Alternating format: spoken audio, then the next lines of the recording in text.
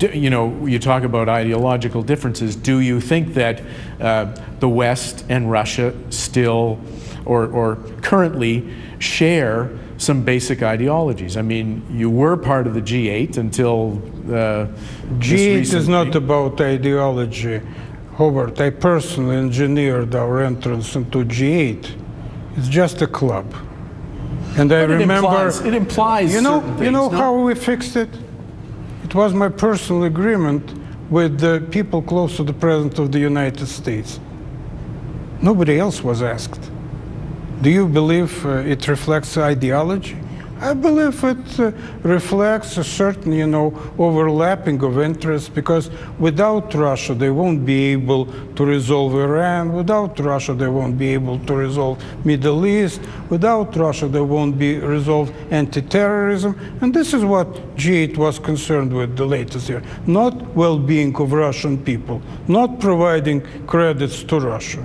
So it's not a selfish interest that we have. And like I mentioned today, the best example that Russia can't be isolated is the latest meeting of the Sherpas of G20, where Ukraine was even mentioned, because we share the mutual concern from reviving economy and emerging from global stagnation.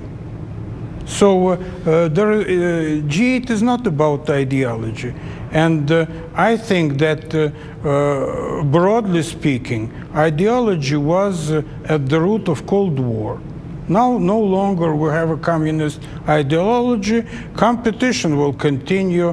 Great Britain attacked Argentina, not because of ideology.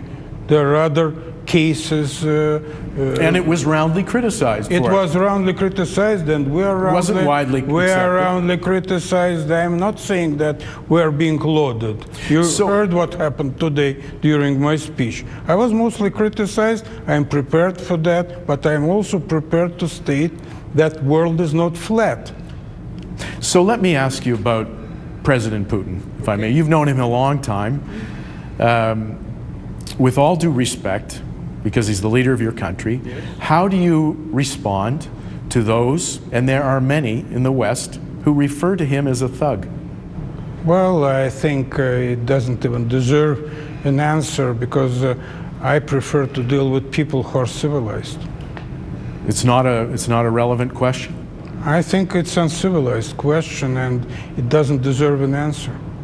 I mean, in today's Globe and Mail, in the op-ed page, he was referred to... There are a lot of stupid people. Demagogue, despot. There are many stupid people and uncivilized people who doesn't watch their tongue even on famous newspapers. I can name a few in Russia who say ugly things about leaders of the West, but I would never, deem it necessary to repeat them. Let me ask you another question then about the president. Is he a rich man? Well, I think he's as well-to-do as any other leader of the big and important country. I mean, you know why I'm asking that, because a lot of people think that he's an oligarch. I don't expect him to be a pauper. I don't want him to be a pauper. I remember Soviet Union and communist leaders. Officially, they received peanuts. Unofficially, they had everything. And I think it's much better if a person deserves normal livelihood and is quite transparent about that. Let me change the channel here. How do you feel about Canada's reaction? I mean, you've been called in a couple of times. I found it was very offensive and ill-informed, but worse than that, I didn't feel that people were interested in serious discussion. I found it strange that to have a serious discussion on Ukraine, I have to travel to Washington 1 month ago, because I'm ambassador to Canada. And the only 2 times I was asked to Foreign Affairs, it was, a sermon that I was presented with, and I didn't feel there was any interest to discuss things in substance. And that's why I said today, I hope one day Canada will join other serious players like United States, European Union, Germany, and really help normalize relations around Ukraine, not just, get involved in shouting matches and different, accusations. So who invited you to Washington, and whom did you speak with? Well, did you speak with Secretary Kerry? I try to keep my informal contacts confidential. That's what made me who I am today. All right, we will take a quick break and come back and conclude our conversation with Russia's ambassador to Canada. Okay, we have a few minutes left with George Mammadov, the Russian Federation's ambassador to Canada. I guess another question people have, I'm sorry if it comes across as ill-informed and offensive, but how does the West know? Not to me, to those to whom I report. How does the West know that President Putin will stop at Crimea? It's in our national interest not to get involved in any military conflict in the heart of Europe. It's as simple as that. And are you okay with Ukraine aligning itself more to the EU? Yes, absolutely. I stated it today. It's our cherished goal to have the closest possible integration with the European Union. Why should we deny Ukraine? If they want to bleed them white or open through Ukraine some back door on the Russian market, which wasn't negotiated when we entered World Trade Organization, we can have civilized discussions. We proposed them. European Union rejected them. Now they reversed because they understand that they can't help Ukraine to the extent we helped. We subsidized them for $35 billion over the last several years. They still are not paying for our gas.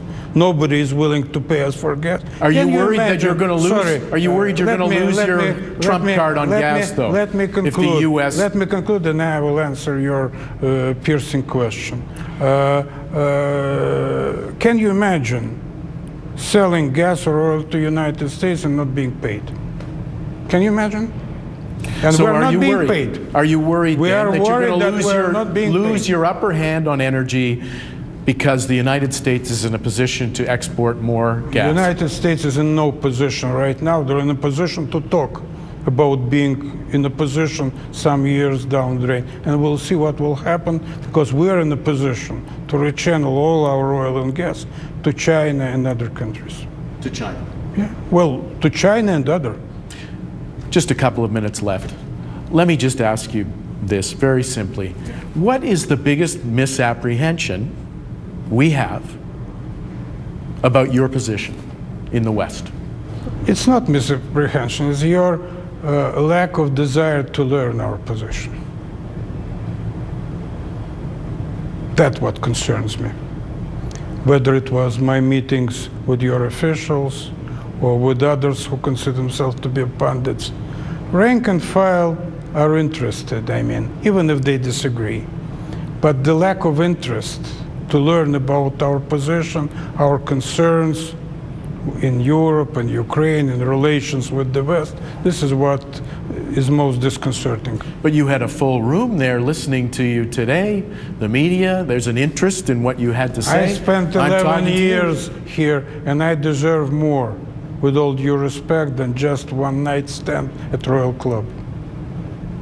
We've been inviting you since all this began. Well, I'm always happy to talk to you, but I'm speaking about different involvement. I speak about involvement of people who make decisions. So just to conclude then, in a minute or so left, what in your heart is the biggest thing we don't understand and that we're not willing to learn? You're not willing to learn that Russia has national interests that are closely aligned with Ukrainian national interests, and we don't want to invade or land grab. We have more land ourselves that we can handle with the largest country in the world, sparsely populated.